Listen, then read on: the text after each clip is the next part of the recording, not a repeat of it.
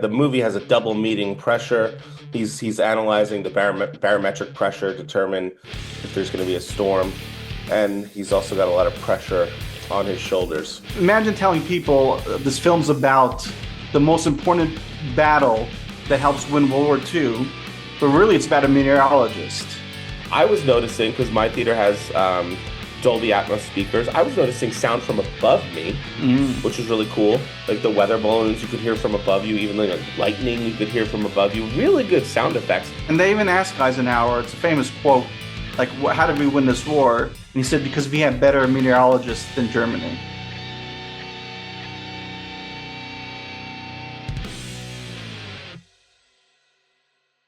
Welcome to Hate to See It with Mike and Sid, the talk show where we bring you a new movie review each week. I'm Mike. And I'm Sid. We're a small channel, so you'd really help us out by hitting that like button, subscribing to our channel, and leaving a comment with your feedback. Also, we encourage you to take advantage of the chapters feature so you can skip right to whichever section or sections pique your interest most. With that out of the way, Sid, how's it going? It's been a journey, Mike, right? It's been a journey for us to get to this episode. A lot has happened. I've seen probably like 7 films in between then. But originally we were going to see a review In the Gray. Right. And then you were delayed and then it was gone from theaters. It was pulled from theaters. Yeah. So it was really weird. It was only in theaters for like 2 weeks. And we were not reviewing it the week that it came out. We kind of had like an open week, so we said like let's review it 2 weeks after it comes out. And then I was monitoring the screen times, and the AMC that I go to was only showing it once a day at 1:20 in the afternoon. I was like, wow, all right, I'm gonna have to make the time in the middle of a work day to go see it. And it just didn't work out. I didn't have time in the middle of the day to do it. And then they completely pulled it out of theaters. And then I checked AMC, all in the tri-state area, not just in the tri-state area, but I checked the whole tri-state area. It was completely pulled from theaters. Oh, you hate to see it. So it had a very limited run. It only made like $15 million. It didn't really get good reviews. I know you saw it. I, I did see it. I was looking forward to discussing it, but it is what it is. Maybe I'll watch it on streaming because I think it's on. Maybe we'll do a review of it, you Yeah, know? maybe. And then originally we were going to also see Pressure and bank that as a potential future review. Right. We weren't necessarily sure this was going to make it, but it is. We're at Pressure, and then we got delayed because I had to travel. We couldn't work out the time and all those logistics. Now it's Thursday, where traditionally our episode drop. So we're going to be late, but actually it works out. Why don't you talk about that, Mike? Well, it works out perfectly because we're recording on June 4th, and I'm going to post this on our YouTube page on Saturday, June 6th, which is the 82nd anniversary of D-Day. And this movie, Pressure, is about D-Day. So that's pretty cool. That is cool. And I actually saw this movie on Memorial Day. Nice. So it's a fitting journey to get to this film. So let's talk about what this film is, Mike. Let's do our 60-second setup. I think that's the first segment we're gonna do this week, right? No snacks, no trailers. We're getting right into it this week. Alrighty. So this week, as we had mentioned, this film is called Pressure. Now, imagine telling people this film's about the most important battle that helps win World War II, but really it's about a meteorologist. So the main actor or the main character is this guy named, is it Steve Stagg or someone Stagg? What's Stagg? James James Stagg. Stagg. Yeah. So he's a meteorologist. He's tasked by Eisenhower to determine when is the appropriate time to do D-Day, because that could really decide the war. So it's a lot of pressure at the end of the day, right? It's all on this meteorologist to come up with the solution and tell Eisenhower when it's time to strike. And that's our 60-second setup. That's nicely done, Sid. Yes, the movie has a double meeting pressure. He's analyzing the barometric pressure, determine if there's going to be a storm, and he's also got a lot of pressure on his shoulders. We may not be around, right? If it wasn't for this meteorologist. Well, I mean, it might be we might be living in the Man in the High Castle universe. That is very true. You know, that's something I don't think I ever knew this. Did you know about that? I had heard that the invasion of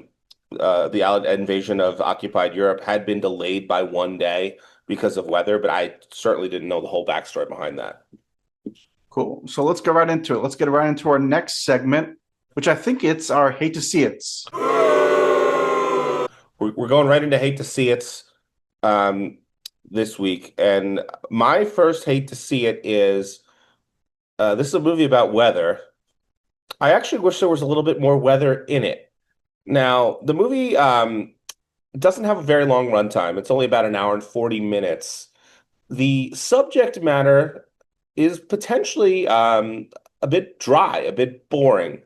I think some people will find it dry and boring. I certainly did not. I thought it was a very dramatic movie, very well acted, and the stakes are so high for the preparations for D-Day that it never felt boring to me.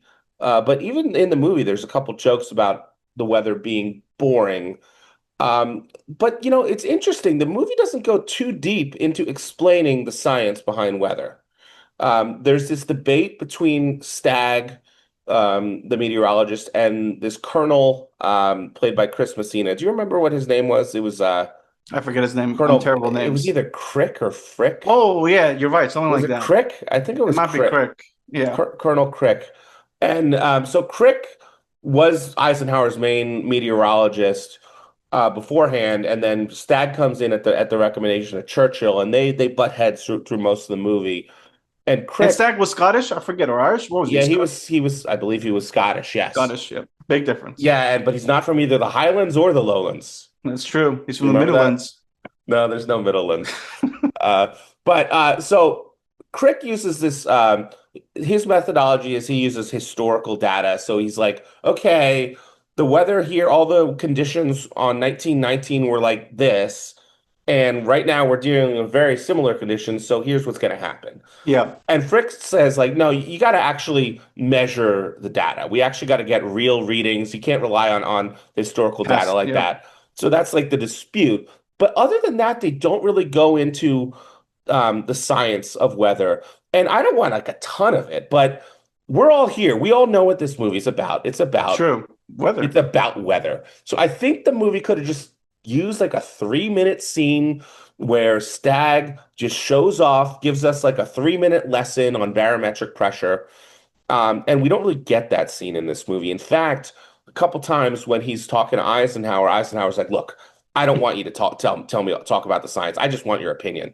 So Yeah. I think it could have just Some opinion. given that the movie was only an hour and 40 minutes long, and this is about meteorology, I think it could have just used a little bit more science. That's a good point. Nothing wrong with science. And then back to that Crick character that you talked about earlier. So also his past, he was used to basically predict movie sets, right? Like- Right. So like that was a big difference. Like this guy's like old Hollywood, even though it was I think Hollywood existed back then, right? Or Oh, maybe sure. didn't. Yeah, of course. Yeah. I mean, they even reference Gone with the But Wind. They that's reference Gone true. with the Wind in the movie. So this guy was more of a celebrity meteorologist, and Hmm. then Stagg was more of a hardcore, all about the science. But like you said, not enough science. Yeah. How about you, Sid? What do you have a hate to see it for us? I sure do. And again, going just back, I keep seeing the word again, but I wanted to go back for our viewers really quick. So, hate to see it for our new viewers is when Mike and I, obviously you get it by now, but Mike and I will come up with two things that we dislike from the film. So, the first thing I'm going to talk about, which I imagine could be on your list, maybe save it for the what if section, was the actor who played Eisenhower. So, obviously, Eisenhower, really important role in this film, really important character, not character, really important person in history. A lot, a lot happened because of an Eisenhower. So Yeah. they should have casted this role, or thought really hard about who they would cast as an Eisenhower, and they end up casting Brendan Fraser, who you and I both like. I mean, Yeah, he's a great actor. I think one of our first reviews on this podcast was a Brendan Fraser film. But this Yes. film, this Yeah.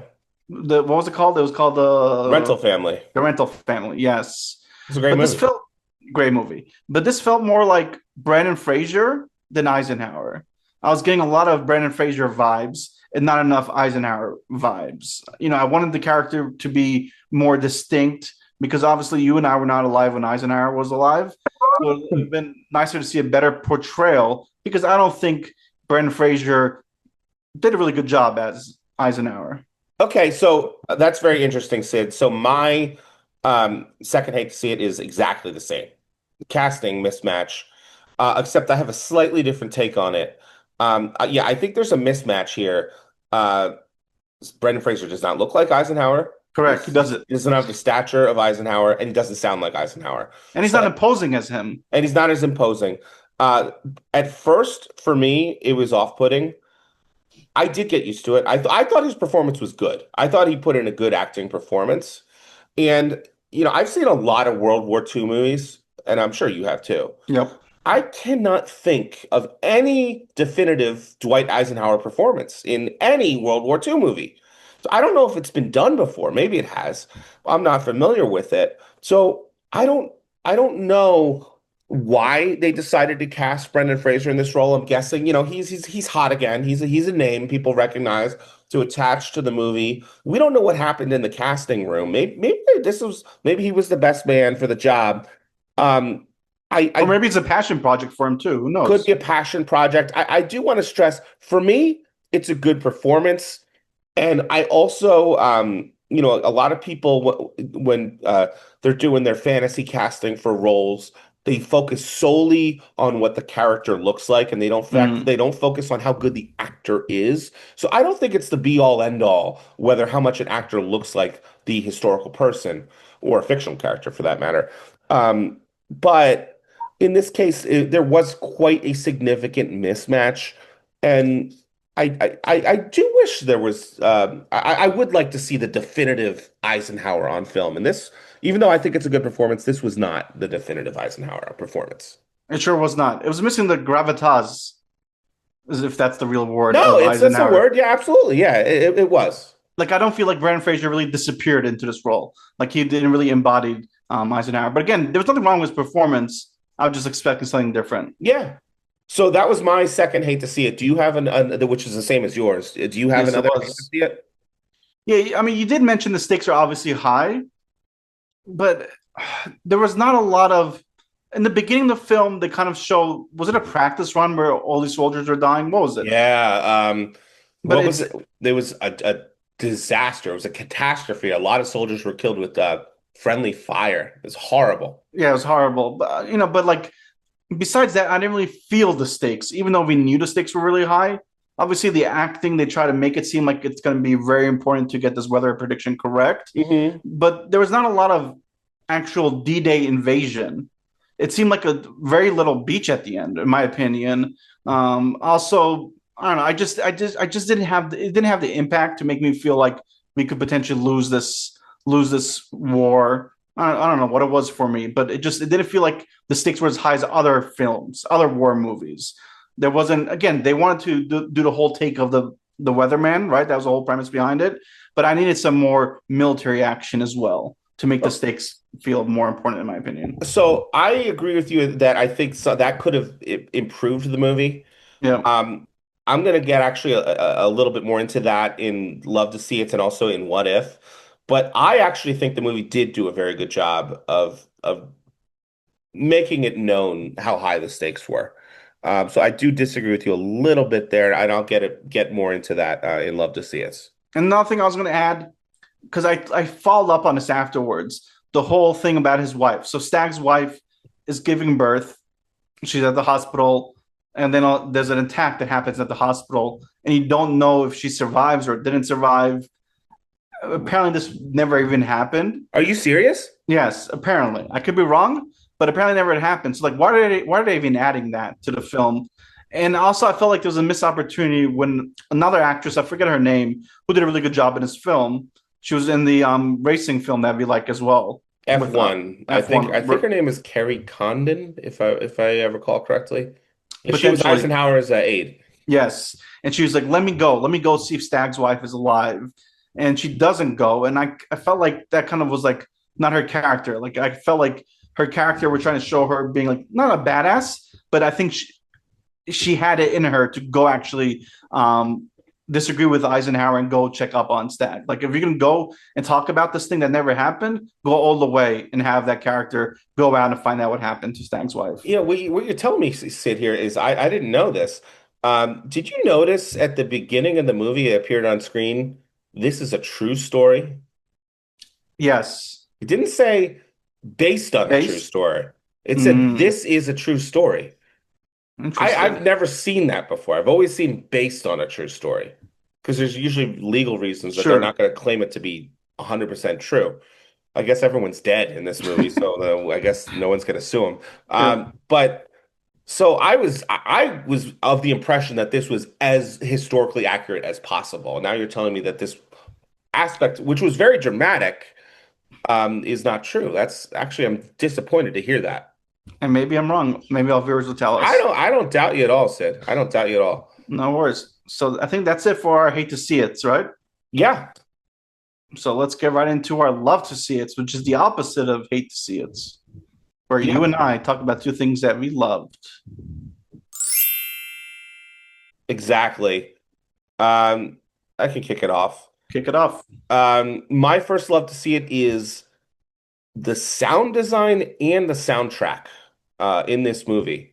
I saw this movie on a regular AMC screen. It was not a Dolby cinema. It was not an IMAX, but it was a nice big screen, uh, a nice modern screen. It was not one of their older screens. And the sound was really good. There's this scene early in the movie where Stag arrives at Southwick House, which is where the British command is, where they're operating out of, and he's introduced to everyone on the meteorology team. And they're playing piano, they're having fun. Yeah. He's basically like, get this piano out of here. We're getting to work. Right after that, there's like this montage scene where they're collecting all the data and they're showing like weather balloons going into the sky and stuff like that. Really good music here. The score is really good, but there's really a lot of cool sound effects.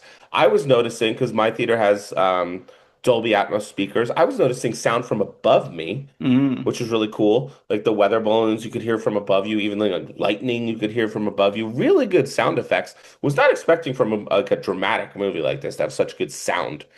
And I really liked the score to this movie as well. Now you said in the previous segment that you didn't feel like the stakes felt high enough, even though this is about D-Day, where the stakes Hmm. pretty much possibly could not be higher. And I see what you're saying there, but for me, there were a number of elements in the movie that really did make it feel like the stakes were high. I think the score really helped with that. I thought the score was really good. I didn't check out who the composer was. I thought it was a really good score. A lot of percussion, a lot of string instruments, and it all combined to give it this really like weathery sound, for lack of a better term. It just felt like it felt like wind and it felt like storms, and I really liked the score in this movie. Yeah, no, I agree with you, Mike. Great score. All right, what do you have for us? All right. What I liked about this film was props to weathermen and props to meteorologists because Hmm. they don't get enough love. Mostly they get a lot of hate because a lot of times they are incorrect. So it was nice to see the impact meteorologists had in many countless lives throughout history. Because I imagine it's not the first time they've relied on meteorologists, but just to see again what a meteorologist did to save America, save the Allies, and props to our friend Matt Scalora, who actually became a meteorologist after college. So I bet this guy had a hard on knowing that finally his profession was going to be covered in a good light. Yeah, the weathermen they get their due in this one. I mean, there's even a couple jokes in this movie about like how the weathermen they can be wrong half the time and still keep their job and stuff like that. But I mean, this was a situation where uh, you had to get it. They had to get it right, and he did. And who knows where we would be if he didn't. And they even asked Eisenhower, it's a famous quote, like, how did we win this war? And he said, because we had better meteorologists than Germany. Yeah, he said that to JFK on Inauguration Day. Yep, That's what they said, and I think that appeared on screen at the end of the movie, it right? did. It Yes. either appeared or they said it. No, maybe it appeared. Yeah. Maybe both. But yeah, huge shout out to meteorologists, especially Stag. Yeah, that's cool. That's a good one. Anything else to add on that? We're doing Snake, or do you want to go I next? have another love to see Oh, it. yeah, no, yeah, go. You go next. I'll go afterwards. So mine is kind of a catch-all, and it's how all the components of the movie really just came together to elevate what I think potentially could be a very boring movie about weather. Um, Particularly want to highlight the acting in this movie. Andrew Scott gives a really good performance as Stag in this movie. I have a feeling he's not going to get recognition come award season.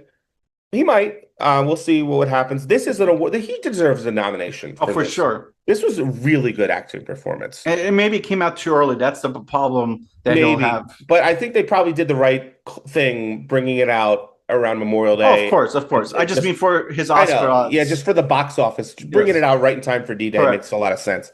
Um, and the character, he's a very abrasive character. He's a no nonsense kind of character.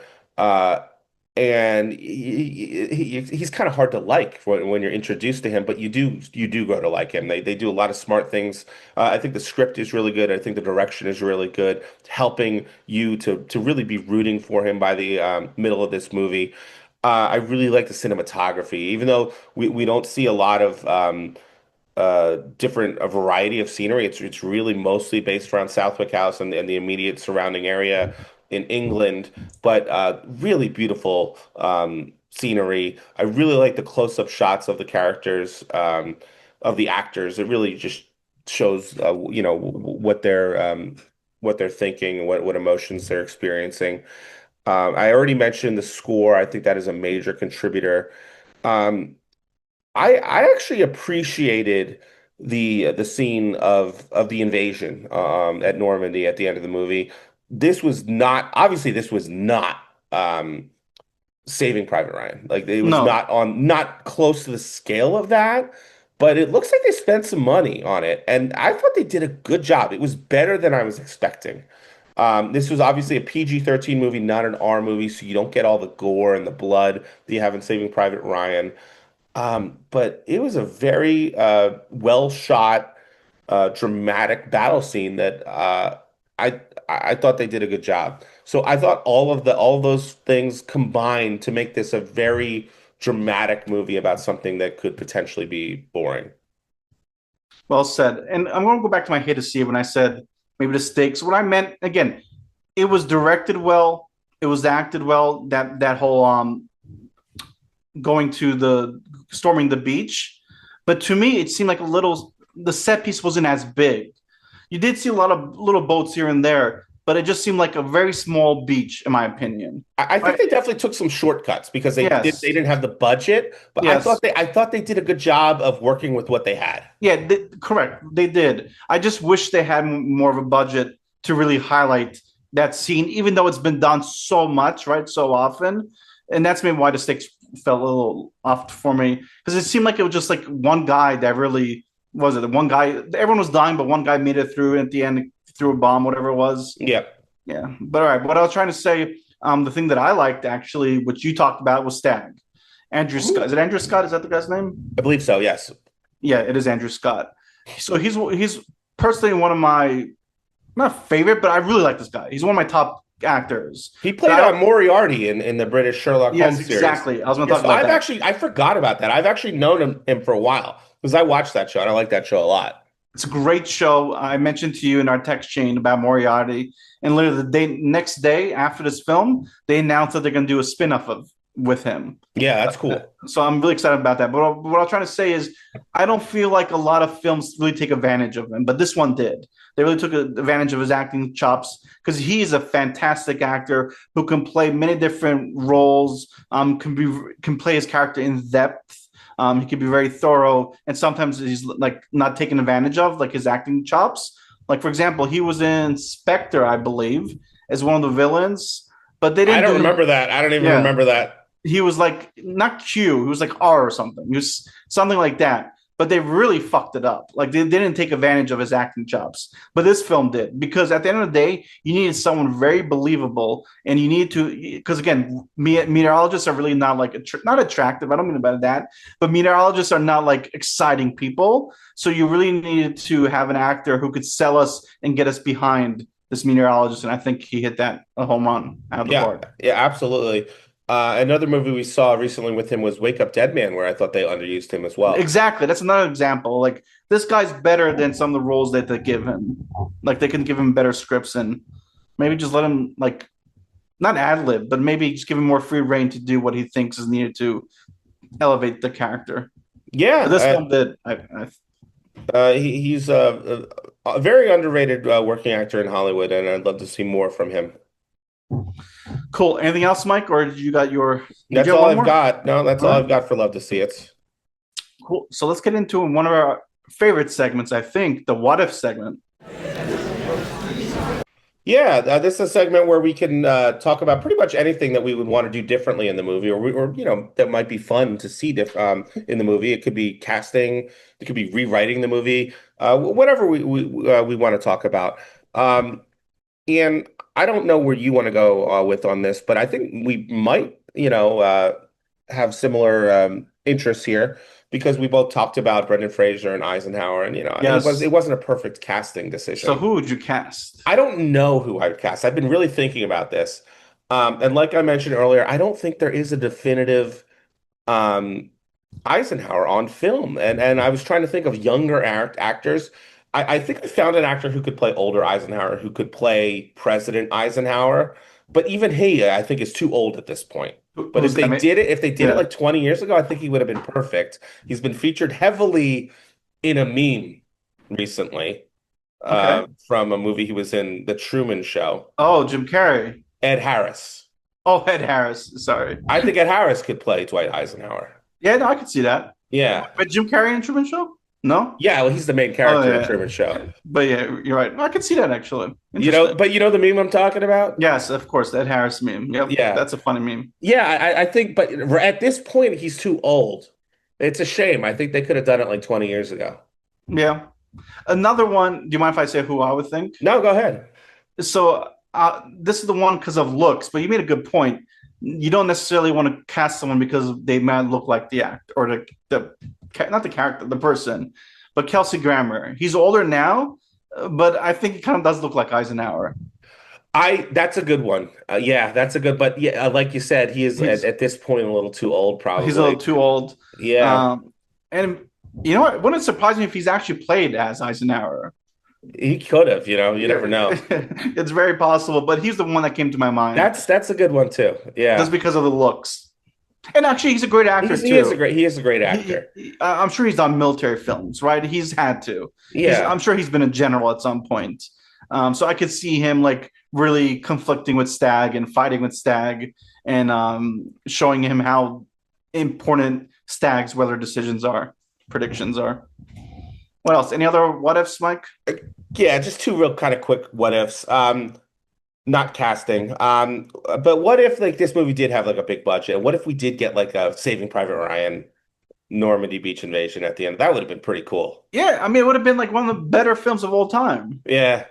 Because who doesn't love a nice military film of storming Normandy? Yeah, some like now we're in the age with all these YouTubers who are becoming filmmakers, and a lot of them get started by making their own fan films. Yep. There's going to be someone who does a mashup of this movie and Saving Private Oh, Ryan. for sure. We're gonna get a cut of that. Yes.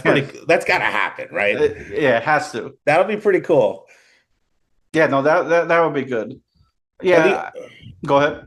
No, you go ahead because I was going to change topic, but yeah, Well, I was finish gonna it. say again, more military scenes if they had a bigger budget would have been a great what if to see. My other just final what if is, there's so many World War II movies.